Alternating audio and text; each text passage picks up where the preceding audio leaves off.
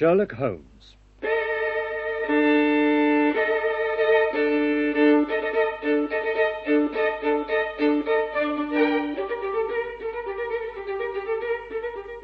We present Barry Foster as Sherlock Holmes and David Buck as Dr. Watson in a new dramatization of the short stories by Sir Arthur Conan Doyle.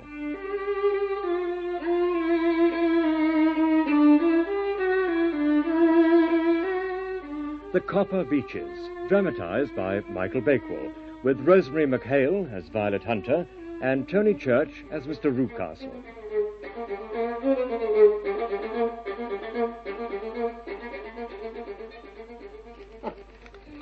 Look at this, Watson. Just look at this. It marks my 0 point by Nadir. Dear Mr. Holmes, I am very anxious to consult you as to whether I should or should not accept a situation which has been offered to me as governess. Yes. I shall call at 10:30 tomorrow if I do not inconvenience you. Yours faithfully, Violet Hunter. Can you deny that I have touched bottom, Watson? My practice will soon degenerate into an agency for recovering lost lead pencils. Oh, the days of the great cases are past. Man, at least criminal man, has lost all enterprise and originality. But it is 10:30 now. Oh, and that, if I'm not mistaken, is her step upon the stair. Oh, well. Let us resign ourselves to the inevitable. Mr. Sherlock Holmes? Yes, my dear young lady, do come in. My colleague, Dr. Watson, is Violet Hunter. How do you do? You will excuse me troubling you, I'm sure, but I have had a very strange experience, Mr. Holmes. I have no parents or relations from whom I could ask advice, so I thought that you would perhaps be kind enough to tell me what I should do. To judge from your brief note, Miss Hunter, your problem does not sound to be altogether in my line, but pray take a seat and tell me all about it. I shall be happy to do anything that I can to serve you. You are most kind, Mr. Holmes. I knew that I could rely on your courtesy. Oh. I have been a governess for 5 years in the family of Colonel Spence Munro, but 2 months ago the Colonel received an appointment in Nova Scotia, so that I found myself without a situation. I advertised and I answered advertisements without success. At last, the little money which I had saved began to run short, and I was at my wits' end as to what I should do. There is a well-known agency for governesses in the West End called Westerways, and there I used to call about once a week in order to see whether anything had turned up which might suit me. Westerways was the name of the founder of the business, but it is really managed by Miss Stoper. She sits in her own little office, and the ladies who are seeking employment wait in the anteroom and are then shown in one by one when she consults her ledgers and sees whether she has anything which would suit them. Mm-hmm. Well, when I called last week, I was shown into the little office as usual, but I found that Miss Stoper was not alone. And what is the name of this young lady, Miss Stoper? Miss Violet Hunter, Mr. Rucastle. A prodigiously stout man with a very smiling face and a great heavy chin which rolled in fold upon fold over his throat, sat at her elbow with a pair of glasses on his nose, looking very earnestly at me. That will do. She's the one. I could not ask for anything better. Capital, capital. Sir? You are looking for a situation, miss? Yes, As sir. governess? Yes, sir. And what salary do you ask? I had £4 a month in my last place with Colonel Spence Munro. Sweaty labour, sweaty labour. How could anyone offer so pitiful a sum to a lady with such attractions and accomplishments? My accomplishments, sir, may be less than you imagine. A little French, a little German, music and drawing. Well, that is all beside the question. The point is, have you or have you not the bearing and deportment of a lady? There it is in a nutshell. If you have not, you are not fitted for the rearing of a child who may some day play a considerable part in the history of the country. But if you have, why, then how could any gentleman ask you to accept anything under 3 figures? Your salary with me, madam, would commence at £100 a year. Very generous. I'm sure you will agree, Miss Hunter. Yes, Mr. It is also my custom to advance to my young ladies half their salary beforehand, so that they meet any little expenses of their journey and wardrobe. That is most considerate. May I ask where you live, sir? Hampshire. Charming rural place, the Copper Beeches, 5 miles on the far side of Winchester. And my duties, sir, I should be glad to know what they would be. One child, just the one. A dear little romper, 6 years old. Oh, if you could see him killing cockroaches with a slipper. Smack, smack, smack. 3 gone before you could say knife.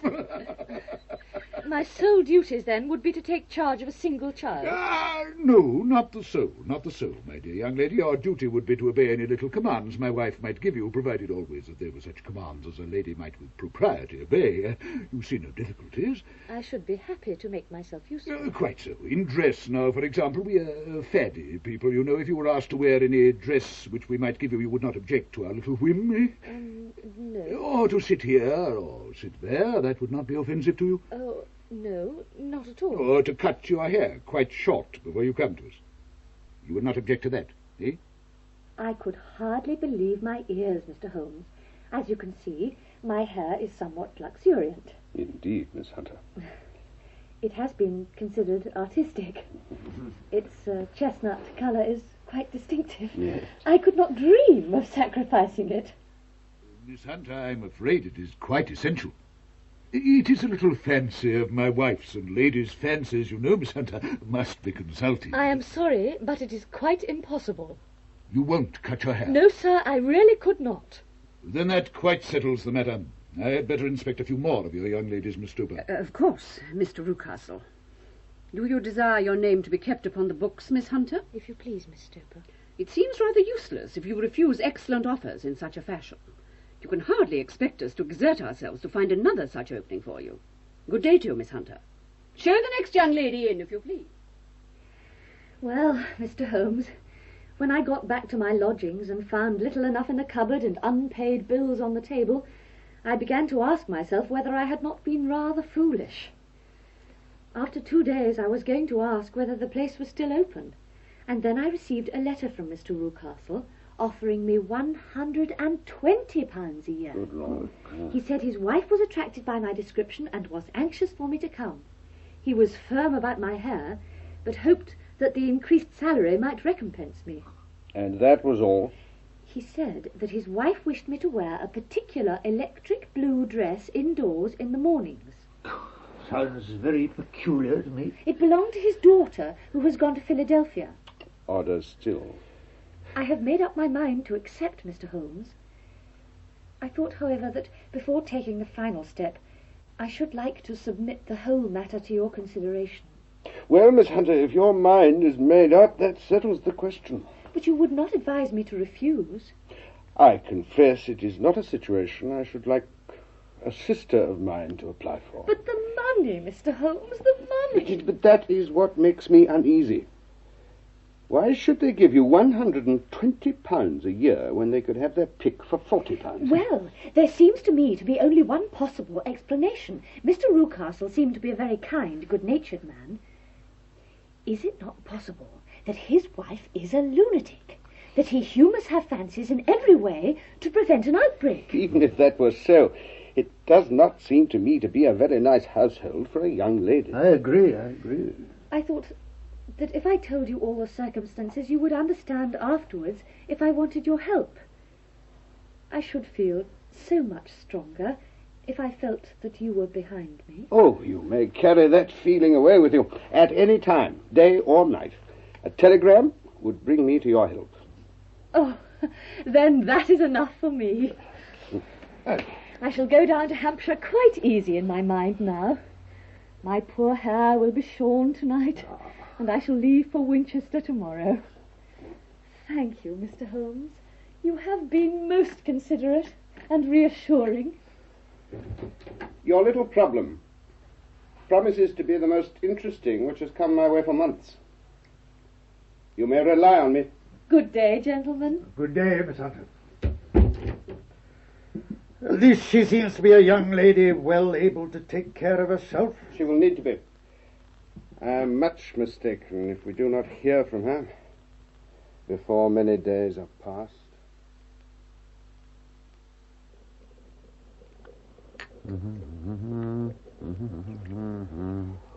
Holmes, I'm thinking of turning in. What? You're going to be at that all night? I rather fancy so. What is it? Acetone analysis. Oh. Now, be a good fellow, will you, and let me get on with it. Yeah. Good night, then.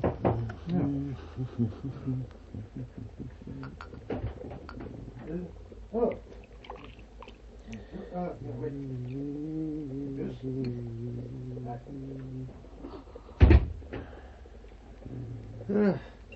Telegram, Holmes. From Miss Hunter. Do you think so? Get the Bradshaw, will you, Watson? What does she say? Please be at the Black Swan Hotel at Winchester midday tomorrow. Do come. I am at my wit's end. Will you come with me? Yes, of course. Yes. There's a train at 9:30. It is due in at Winchester at 11:30. Everything looks so bright and clear on a day like this. Look at the roofs of that farm over there. Do you know, Watson, that is one of the curses of a mind with a turn like mine. I look at those farmhouses, and the only thought which comes to me is of the impunity with which crime may be committed there. Oh, horrifying. They always fill me with a certain horror. It is my belief, Watson, founded upon my experience, that the lowest and vilest alleys in London do not present a more dreadful record of sin than does the smiling and beautiful countryside. But how can you possibly maintain such an idea? The reason is very obvious. The pressure of public opinion can do in the town what the law cannot accomplish. There is no lane so vile that the scream of a tortured child or the thud of a drunkard's blow does not beget sympathy and indignation among the neighbours. And then the whole machinery of justice is ever so close that a word of complaint can set it going. And there is but a step between the crime and the dock. But look at these lonely houses, each in its own fields, filled for the most part with poor, ignorant folk who know little of the law. Think of the deeds of hellish cruelty, the hidden wickedness which may go on year in, year out in such places, and none the wiser. Had this lady who appeals to us for help gone to live in Winchester, I should never have had a fear for her. It is the 5 miles of country which makes the danger. Still, it is clear that she is not personally threatened. No, if she can come to Winchester to meet us, she can get away. Quite so, she has her freedom. What can be the matter, then? Can you suggest no explanation? I have devised 7 separate explanations, each one of which would cover the facts as far as we know them. But which of these is correct can only be determined by the fresh information which shall no doubt be waiting for us. Well, there is the tower of the cathedral, and we shall learn soon enough what is driving Miss Hunter out of her wits. At least, Mr. Holmes, my theory which I mentioned at Baker Street has no foundation. Mrs. Rucastle is not mad. She is silent and morose, but sane enough, and much younger than her husband. Is she his second wife, huh? Yes. Alice, the daughter of his first wife, left for Philadelphia because she had an unreasoning aversion for her stepmother. How do you know that? Mr. Rucastle told me. And what about your little charge? I have never seen so utterly spoilt and so ill-natured a creature. One moment he's in a savage fit of passion, the next he's sulking. His only amusement is in giving pain. He pulls the wings off flies. He traps birds and mice and then torments them. Yes. But he has little to do with my story. Oh, I'm glad of all details, whether they seem to you to be relevant or not. Now, what about the servants? There are 2, a man and his wife. Toller is a rough, uncouth man. He smells of drink all the time, yet no one seems to take any notice. His wife is very tall and strong, sour-faced, as silent as Mrs. Rucastle, but even less amiable. Mm-hmm. Now, to your story. For the first day or 2, life was very quiet. And then, on the 3rd day, Mrs. Rucastle came down after breakfast and whispered something to her husband. Yes, of course, my dear. Miss Hunter, we are very much obliged to you for falling in with our little whims so far as to cut your hair. I assure you it has not detracted one iota from your appearance. Now let us see how the electric blue dress will become you. You will find it laid out on the bed in your room. It had obviously been worn before, but it could not have been a better fit if I had been measured for it. I went down to the drawing room, which stretches along the whole of the front of the house. There are 3 long windows which go right down to the floor.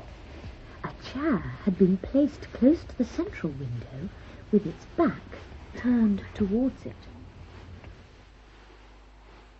Be so kind as to sit down here, Miss Hunter. The dress looks well on her, doesn't it, my dear? It is all that we could have desired. Do you read Punch, Miss Hunter? Rarely, Mr. Rucastle. Then you do not know the anecdote of the curate's egg.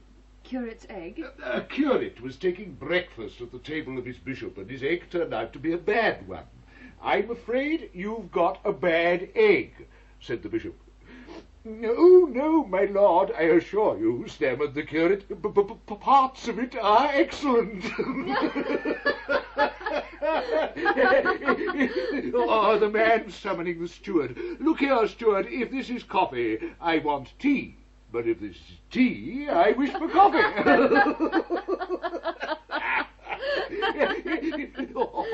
The man who wrote to the paper, I used your soap 2 years ago, since when I have used no other.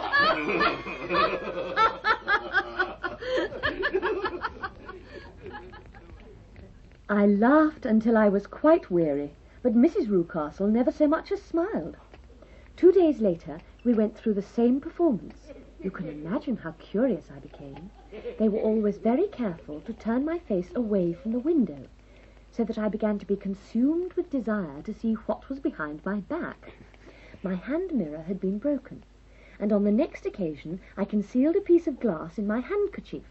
In the midst of my laughter, I put the handkerchief to my eyes and was able, with a little management, to see all that was happening. The Southampton Road runs past the house, and there was a man standing there looking in earnestly at me.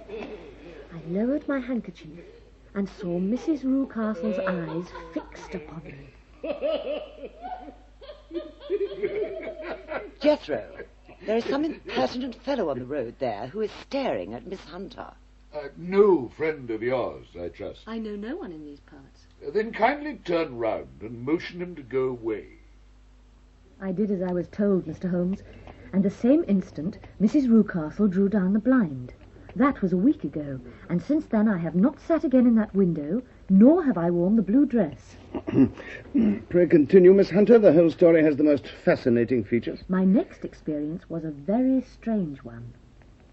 I felt rather sentimental about my hair, and I kept it in a coil at the bottom of my trunk. Some days ago, I was going through an old chest of drawers in my room. The bottom drawer was locked, but I had a key that fitted it. You will never guess what I found inside. Pray enlighten us. It was my coil of hair.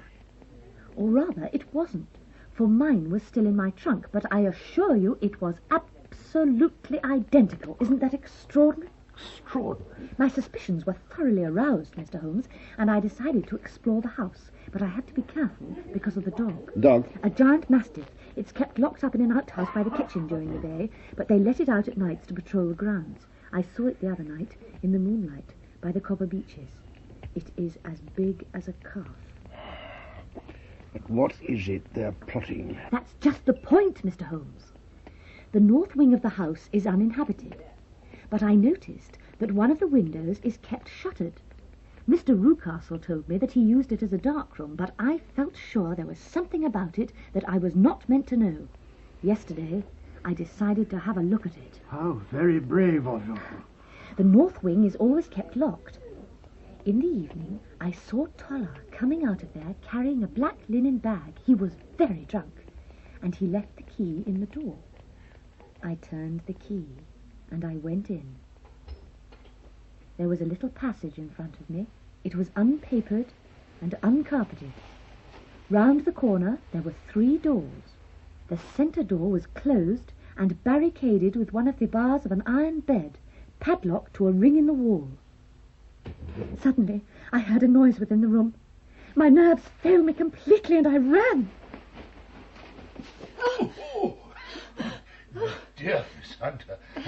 I thought it must be you when I saw the door open. I'm so frightened. My dear young lady, what has frightened you? I was foolish enough to go into the north wing. It was so lonely and eerie that I was scared out of my wits. Only that? What do you mean? Why do you think I locked this door? I can't imagine. To keep people out who have no business there. I'm sure if I'd known. Well, you know now, and if you ever put your foot over that threshold again, I'll throw you to the mastiff. And that is why I sent you the wire, Mr. Holmes. It was easy enough to get away this morning, but I must be back by 3, for Mr. and Mrs. Rucastle are going out for the evening. Indeed. Now tell me, Miss Hunter, in what state was Toller when you left this morning? He was hopelessly drunk. Ah. I heard his wife say she could do nothing with him. Is there a cellar with a good strong lock? Yes, the wine cellar. Now, you seem to have acted all through this matter like a brave and sensible girl. Do you think you can perform one more feat? I will try. Watson and I will be at the Copper Beeches at 7 o'clock, by which time the Rucastles will have departed and Toller, I trust, will be incapable. There remains only Mrs. Toller. If you can contrive to send her into the cellar and then turn the key upon her, you would facilitate matters immensely. I'll do it. I am sure that you understand there is only one possible explanation. You were brought to the Copper Beeches to impersonate the person who is imprisoned in that room. Alice, the daughter of Mr. Rucastle's first marriage, who is supposed to be in Philadelphia. Her hair had been cut off, possibly in some illness, and that is why yours had to be sacrificed also. It was her tresses that you found. And the blue dress? Was obviously well known to her fiancé, the man who watched you from the road. Mr. Rucastle made you laugh so that he would think you were perfectly happy and made you motion him to go away. The dog is let loose at night as a further precaution. So much is fairly clear. The most serious point in the case is the disposition of the child. What has that to do with it? As a medical man, you frequently gain light on the tendencies of a child by studying the parents. Yes. The reverse holds true. The child is abnormally cruel, which bodes ill for the girl who is in the parents' power. However, you must hasten away, Miss Hunter. At 7 o'clock, we will be with you. Well, Miss Hunter, have you managed it? Don't you hear? That is Mrs. Toller in the cellar. Her husband is flat out on the kitchen rug. Here are his keys. You've done well indeed. Now lead the way, and we shall soon see the end of this black business. This is the door to the north wing, the one that Toller left open.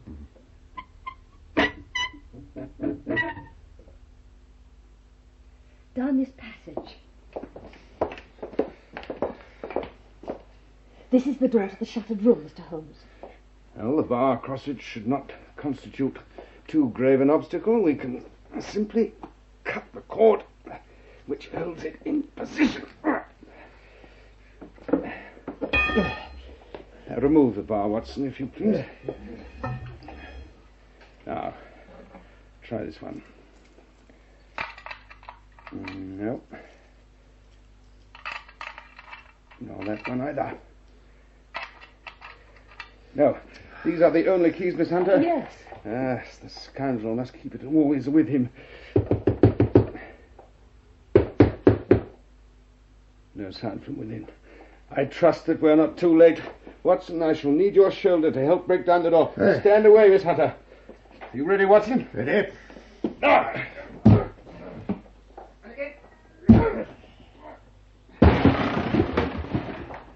She's gone! There's been some villainy here. Rucastle has guessed your intentions, Miss Hunter, and has carried off his victim. But how? Aye, through the skylight. We shall soon see how he managed it. Be so good as to help me out, Watson. Yes. Here's the end of a long, light ladder against the eaves. That's how he did it. But that is impossible. The ladder was not there when the Rucastles went away. It is certainly curious.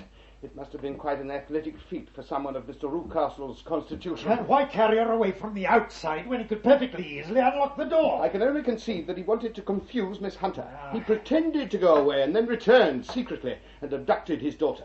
He is a clever and dangerous man. I should not be very much surprised if this were he whose step is on the stairs. Watson, I think that it would be as well for you to have your pistol ready. Very well. I warned you, Miss Hunter. Now then, you villain.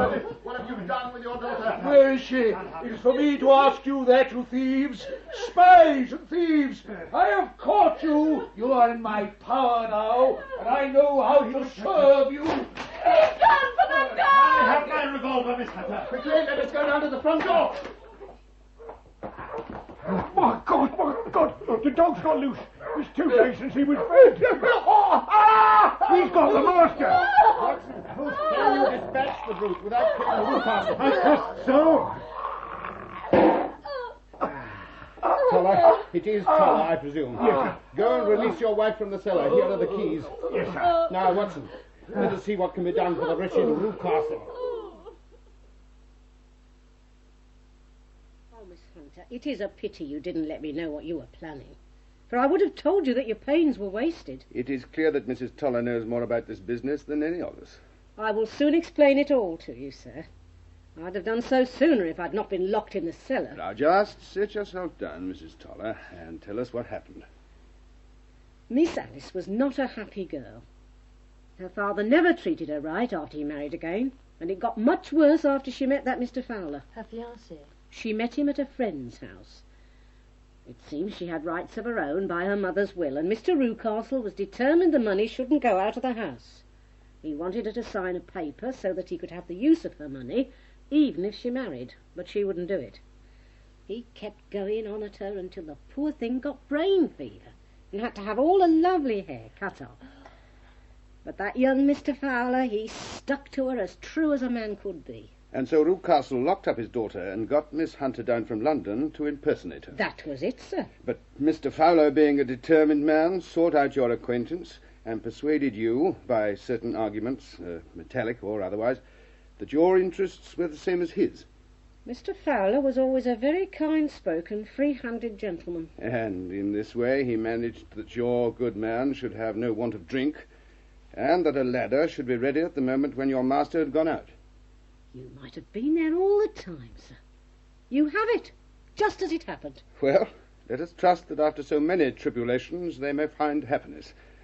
Watson, will that blackguard Rucastle live? His throat is badly torn, but I fancy he'll survive. Yes. Oh, if I'm not mistaken, the country surgeon is arriving with a distressed-looking woman whom I take to be Mrs. Rucastle. Our being here may be considered somewhat questionable. I think it is high time that we escorted Miss Hunter back to Winchester.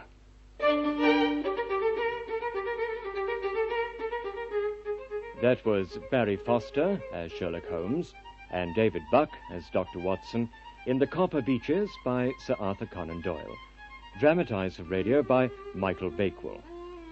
Violet Hunter was played by Rosemary McHale, Jethro Rucastle by Tony Church, and Mrs. Toller by Zena Walker.